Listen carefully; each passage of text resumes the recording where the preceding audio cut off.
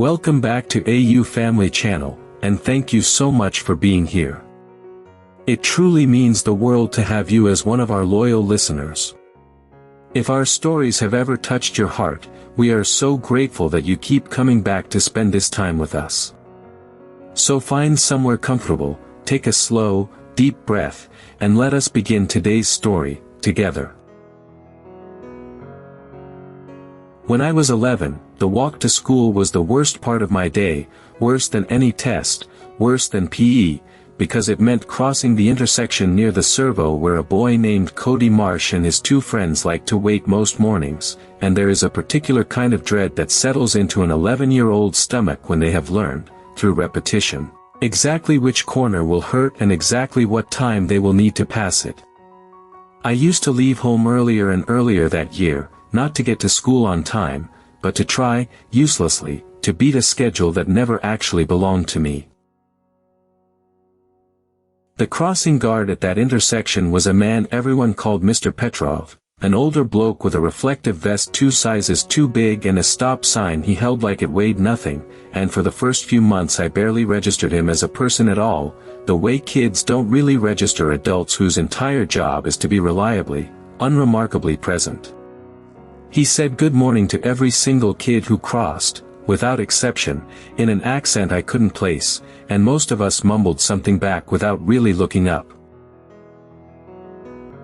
I don't know exactly when Mr. Petrov started noticing what was happening on that corner, but I know it wasn't from anything I told him, because I never told anyone, the way you don't tell anyone when you have quietly decided that the problem is smaller than the shame of admitting it exists.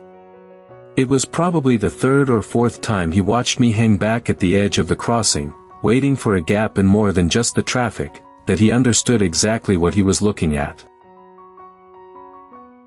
He never said a single word about it directly, not at first, which I am grateful for now in a way I couldn't have been at 11.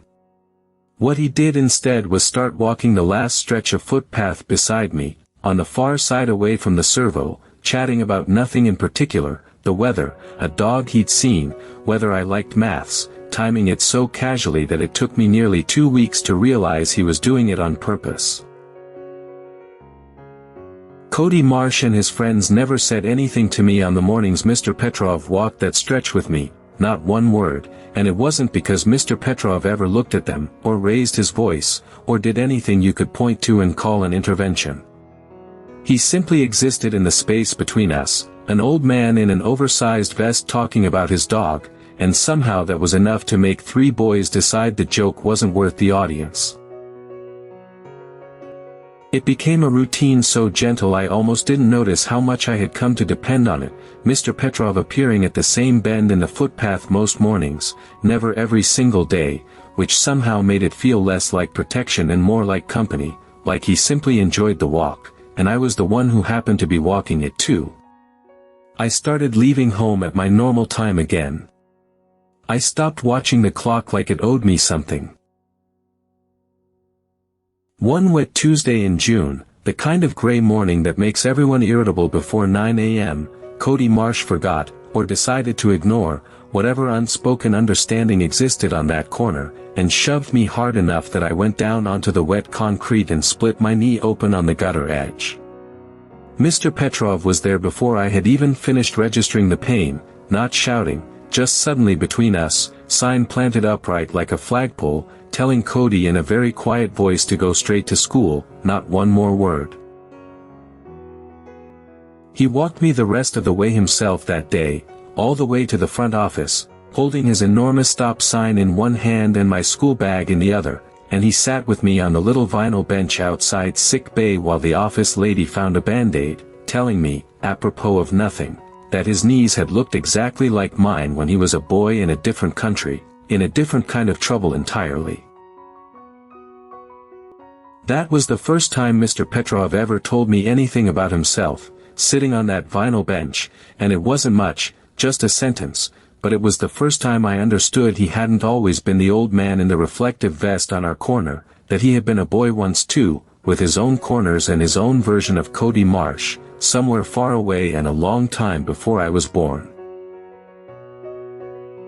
After that wet Tuesday, something shifted, quietly, the way most important things in childhood shift without an announcement. Cody Marsh and his friends found a different corner, or a different kid, I never knew which, and was ashamed of how little I cared either way, and my walk to school became, almost overnight, an ordinary 15 minutes instead of a small daily war I had to win by myself. I kept walking with Mr. Petrov anyway, even once there was nothing left for him to protect me from, because by then I had simply come to like him, the low steady voice, the questions about my maths homework he actually remembered the answers to the next day, the way he called every kid on that crossing by name within a week of meeting them, as if names were the very least a person deserved. It was my mother, not Mr. Petrov, who eventually told me the rest of it, because she'd got to talking with him one morning when she walked me to the dentist instead of school, and he'd mentioned, lightly, that he used to have a son. Used to. My mother came home that day quieter than usual, and it took her a while to explain what she'd learned, and longer still for me to understand it properly. Mr. Petrov's son had been close to my age, 11, maybe 12, when he'd died, back in the country Mr. Petrov had since left behind, in circumstances my mother said gently were not mine to know the details of, only that it had been sudden, and that Mr. Petrov and his wife had come to Australia not long after, the way people sometimes cross the whole world simply to put enough distance between themselves and a specific street corner. I didn't know what to do with that information at 11, so for a while I did nothing at all with it, except notice, differently now, the particular gentleness in how Mr. Petrov held that enormous stop sign every morning, like it was less a traffic instrument and more a promise he had personally made, to every child who crossed in front of him, that he would not let this particular street corner take anything from anyone else, not on his watch. I asked my mother once, years later, why she thought he'd chosen crossing guard, of all the jobs available to a grown man in a new country, and she said she thought it probably wasn't a choice at all, not really, that some people who have lost the one thing they were protecting spend the rest of their lives protecting it in the smaller, ordinary form of everybody else's children instead, because the alternative is protecting nothing, and that is somehow worse. By the time I reached high school, a different corner entirely, I still walked past that intersection sometimes on weekends, mostly out of habit, and Mr. Petrov was always there on weekday mornings exactly as before, vest a little more faded, stop sign exactly as upright, greeting an entirely new generation of 11-year-olds by name within the week, as if he had simply been waiting, patiently, for the next child who might need an old man and a dog story between themselves and their particular Cody Marsh. I made a point, after that, of stopping to talk to him whenever I passed, not because I felt obligated, but because I had started to understand, slowly, the way children understand things only in hindsight, that those mornings had mattered to him as much as they had ever mattered to me, that the company had never been one-directional, that an old man missing his son had been every bit as glad of a chatty 11-year-old as that 11-year-old had been glad of him.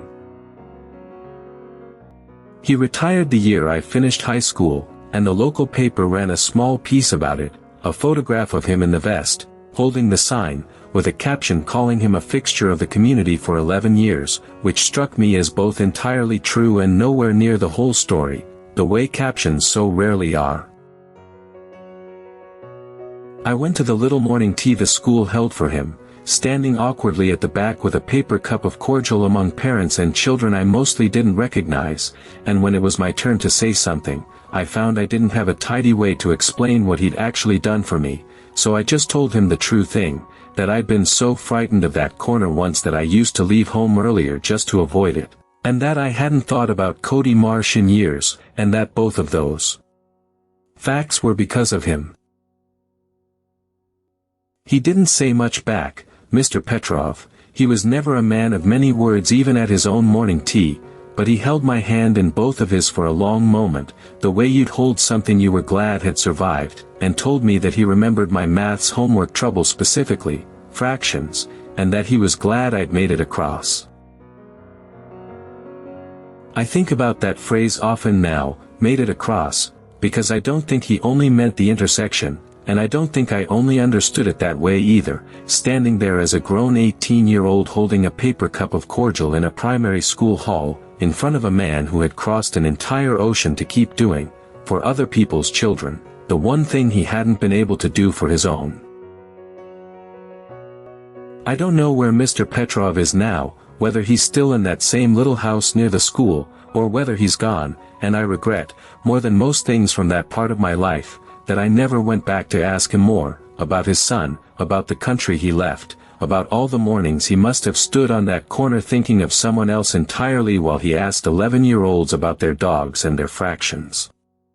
But I know this much for certain, that somewhere in the ordinary, unremarkable job of holding up a stop sign, one grieving man found a way to keep showing up for children who never knew, until years later, exactly how much he was protecting them, and how much, every single morning, they were quietly protecting him right back.